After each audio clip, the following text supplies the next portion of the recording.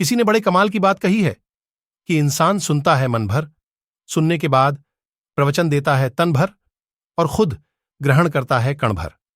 एक गरीब आदमी एक बार घूमता घामता एक राज्य की राजधानी में पहुंच गया। जिस दिन वहां पहुंचा उस दिन वहां समारोह हो रहा था, उत्सव चल रहा था। उसने पूछा लोगों से कि भैया क्या चल रहा है? तो एक ने बताया कि यहां पर हस्ती पर बंधन समारोह चल रहा है।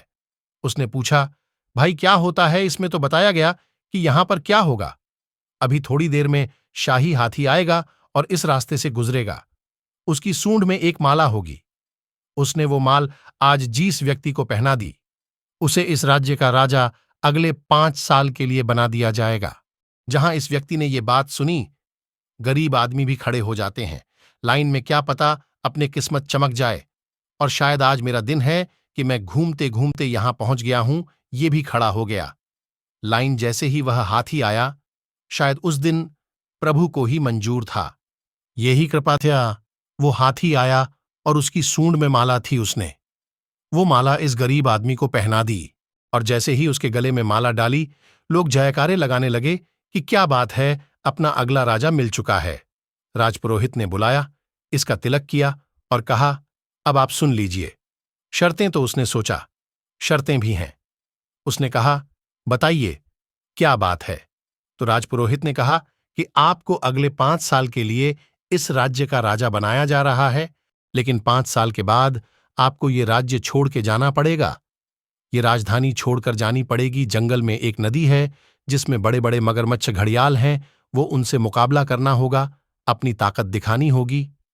अगर आपने ताकत दिखा दी तो आपको नदी पार करके जंगल में उस तरफ एक गांव है, प्यारा सा सुंदर सा, वहां जाकर अपना जीवन बिता सकते हैं। कुछ लोगों ने ऐसा किया है, कुछ लोग अपना जीवन गंवा चुके हैं। अब आप बताइए कि क्या आप 5 साल के लिए राजा बनने के लिए तैयार है? गरीब आदमी, उसके पास खोने के लिए कुछ नहीं है और उसने अपने जीवन को सोचा 5 साल तो राजा रहेंगे, फिर कुछ डिसाइड कर लेंगे, कुछ ना कुछ तो होगा। 5 साल के लिए राजा बनने के लिए तैयार हो गया और उसने 5 साल अपने जीवन के जो सबसे बेहतरीन साल थे उसमें बहुत अच्छे से काम किया। सबका ख्याल रखा, सबका ध्यान रखा, सबका फेवरेट बन गया और 5 साल अब खत्म हो गया। पता नहीं चला, विदाई का दिन आ गया। लोगों की आंखें भर आईं। कितना अच्छा राजा हमें छोड़ के जा रहा है। लोग रोने लगे कि इस बेचारे को अब यातना सहनी पड़ेगी। वो नदी जो है उसमें मगरमच्छ, घड़ियाल सब मिलेंगे। क्या पता मर ना जाए।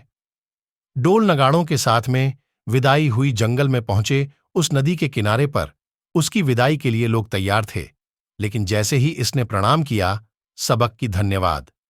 बहुत अच्छा चलने लगा क्योंकि इसने उन 5 सालों में उस नदी पर लकड़ी का पुल तैयार करवा दिया था।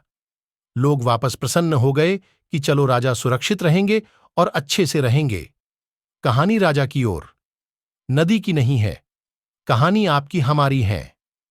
हमें भी एक लिमिटेड पीरियड मिला है जिसमें हम इस मनुष्य रूप में आए, लेकिन अब हम पर डिपेंड करता है कि क्या हम जब यहां से जा रहे होंगे तो क्या हम इस भवसागर को पार करने के लिए वो पुल तैयार करते हैं, अच्छे कामों से, दुआओं से, प्रार्थनाओं से, मेडिटेशन से, कि जब हम ये दुनिया छोड़कर जा रहे हो तो हमें यातनाएं न सहनी पड़े।